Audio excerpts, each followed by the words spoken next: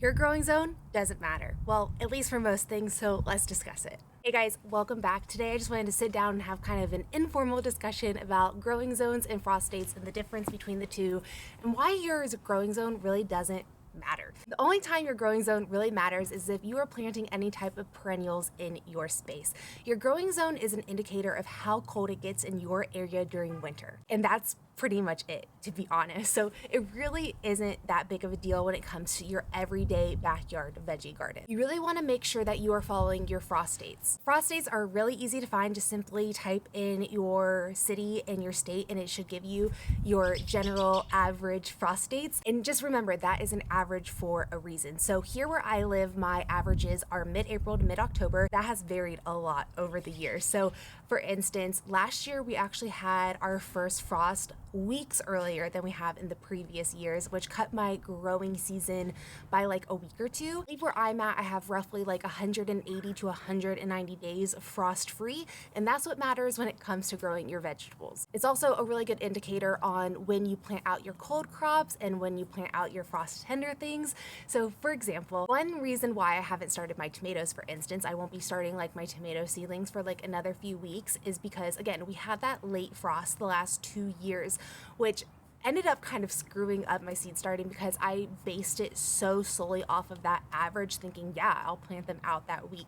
But really, you need to wait to make sure your temperatures are at least like 40 to 50 in the nighttime before planting a lot of your tomatoes and peppers, because they don't really like that cold at all, even if you don't have a frost. This can be really tricky when you are getting started gardening, but if you have a good indicator on when those times are and you watch the weather, you should be in the clear. Last year though, I started my seedlings mid-February, and that was already too early. That is 12 weeks alone for tomatoes and never again.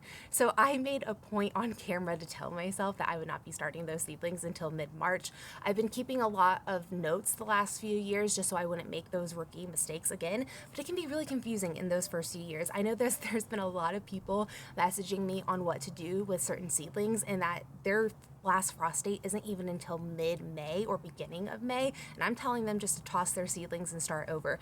Honestly, you're going to be dealing with too big of plants that are stressed, and plants that you're going to need to feed a lot more often, and you're probably going to have to uppot them, so your seedlings are going to be 10 times more expensive than they would be if you would have just waited a few more weeks. But I wanted to bring up this discussion because, again, your growing zone does not matter, and it probably doesn't matter at all. So for most things, like I only have a few things in my space that actually do matter when it comes to my growing zone, which is like a bunch of different herbs I have and also my blueberry plant. I would love to have fruit trees and stuff like that one day, but that is not where I'm currently at. The thing to be aware of is even though my last expectant frost is April 16th, I really can have a frost up until like beginning of May. So for me, it's kind of good to plan on that first week of May when it comes to all of my frost tender things, simply because I don't want to put them out too early. They get cold stress, or I don't start them too early inside and then they're stressed inside. It can be a really weird window learning how to start seeds in those first few years. I have messed up so many times, guys, but believe me, I've still planted out seedlings that were leggy, still got produce out of them, that were large, still got produce out of them. So if your seedlings aren't looking too hot, you could just simply start over, but you might actually be able to get some things out of it as well. Another thing when it comes to like seed starting and seedlings is you really want to make sure you're hardening off your seedlings. I don't know if you can see or not, but I have my onions here behind me. I've been hardening these off for like the last week or two because I will be planting them out very soon. I originally planned to plant them out this weekend, but we are going to have this cold snap where we're going to have multiple days with a low of like 20 and 19.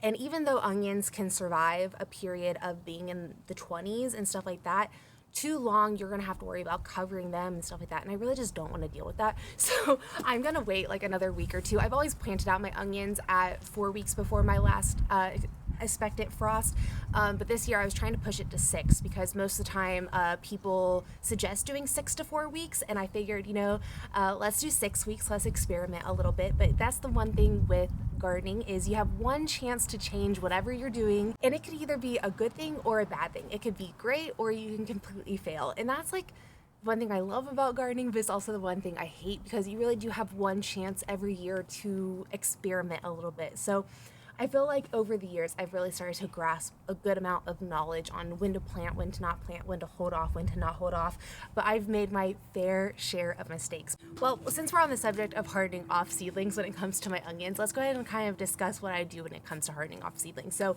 your seedlings have been in a very sterile environment, so you want to introduce them to the elements slowly. So here where I live in Kansas, wind is definitely a factor. So typically when my seedlings are still inside, I will brush the tops of them to help strengthen that base, and I will also keep a fan on them most of the time just to help again strengthen that base a little bit.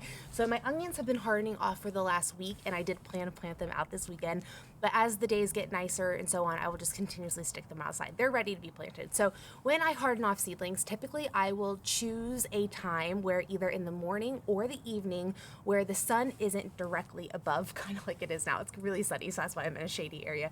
But you want to do that at first because you don't want to just throw your seedlings out to the peak sun of the day when they're not used to that strong of a light. So I typically like to start this process in the morning or like kind of mid-afternoon around like 2-3 o'clock after the sun has shifted just a little bit more.